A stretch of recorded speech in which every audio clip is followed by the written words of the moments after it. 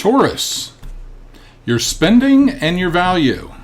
So this is a video for people with the sun sign, moon sign, rising, or any other major placements in the sign of Taurus.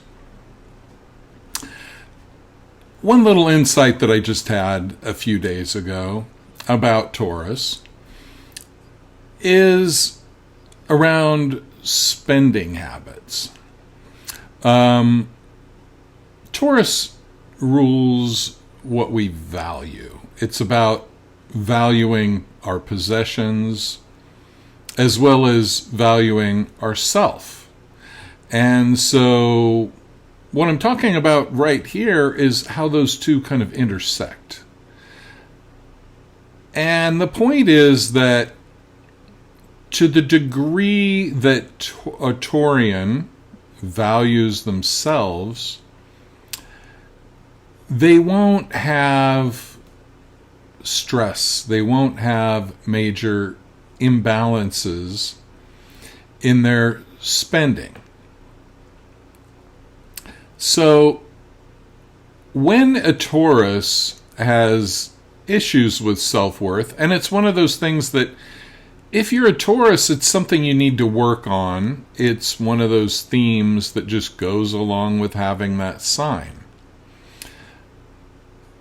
If you're a Taurus, you need to work on your own sense of valuing yourself, but you also rightfully love luxury. I always say a Taurus finds the softest clothing and other fabric that you can ever find. If you know a Taurus and you touch their jacket, their sweater, pants, whatever, don't do it without permission, please. You will oftentimes marvel at the softness of their clothing. And it could be their sofa, it could be the upholstery in their car, whatever. And just like with spending, if a Taurus doesn't have that softness in their life, it's probably, it's a form almost of self-punishment. The more they are into this kind of austerity and hard edges, they're probably punishing themselves. But let's get back to spending. So a Taurus who has issues valuing themselves oftentimes will go through periods of alternating between being really cheap and then spending kind of uncontrollably. Now, their spending might be on things of quality, and that will probably be the argument that they use, that they got this really high quality item, it was on sale, but it might be a t-shirt that is normally $200 and they got it for $150. Couldn't pass that bargain up, right? And so a lot of times a Taurian will deprive themselves for a certain period of time, and then they'll kind of binge out, and they'll go in that kind of cycle. Other times, they might get stuck in one end or the other.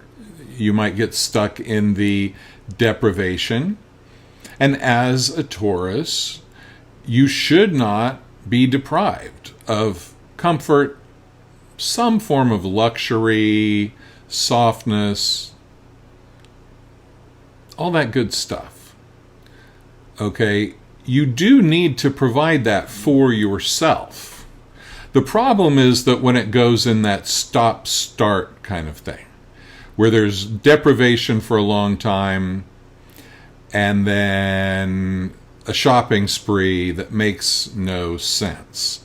So the way to work on this is to not necessarily focus on the spending, because that might just take you right back to the cycle. The way you might want to work on it is to focus on the self-worth.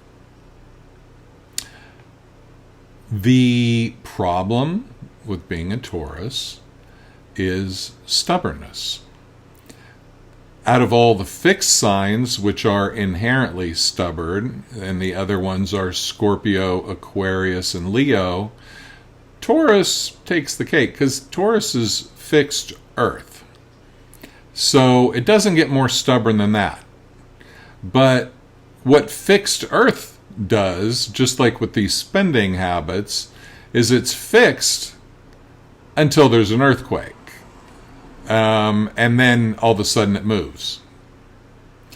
And so there are avoidance patterns in Taurus that are really strong. Emotional avoidance and other forms of avoidance. And the one thing that might be avoided is the core self-worth issue. So if you're a Taurus, you need to dig into your core issues of self-worth. And a good person to do that with is somebody who is your opposite sign, a Scorpio, like me. I always say that only a Scorpio can really move a Taurus, because we kind of get it and we're all about transformation.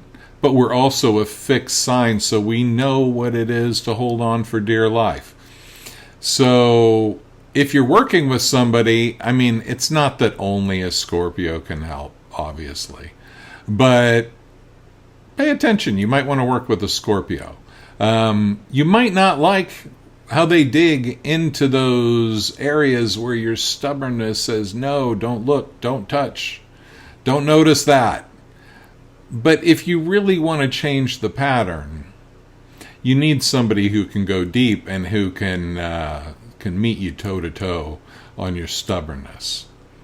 So that's a little something for if you are a Taurus, sun, moon, or rising, or if you have multiple planets in Taurus or the second house of your chart. That would be a strong Taurus emphasis also. And so it's just something to ponder about the Taurus energy today. Thanks for watching.